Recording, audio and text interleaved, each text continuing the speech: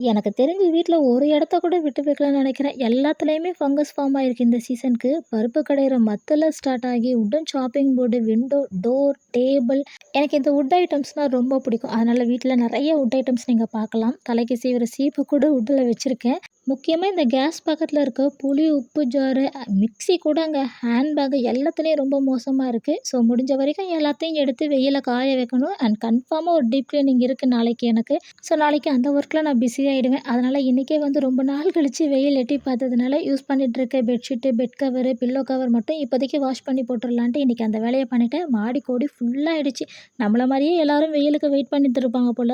நம்ம மட்டும் தான் பெட்ஷீட் காய வச்சிருக்கோம்னு பார்த்தா, எல்லார் வீட்டு மாடியிலயும் பெட்ஷீட் தான் காயுது. உங்க வீட்ல எப்படி பெட்ஷீட்ட காய போட்டாச்சா? இல்ல ஒரே அடியா ஜான்வரி துவைக்கலான்னு முடிவு பண்ணியிருக்கீங்களா? முக்கியமா ஒரு விஷயம் கேட்கணும்னு இருந்தேன். உங்க ஊர்லலாம் மழை எப்படி இருக்கு? இங்க நாங்க சேஃபா இருக்கோம். நீங்க அங்க எல்லாரும் சேஃபா தானே இருக்கீங்க? ஏன்னா இன்னைக்கு தான் நியூஸ் பார்த்தேன். திருவண்ணாமலை நியூஸ்ல இன்னைக்கு தான் ஒன் பை ஒன்னா பார்த்துட்டுருக்கேன்.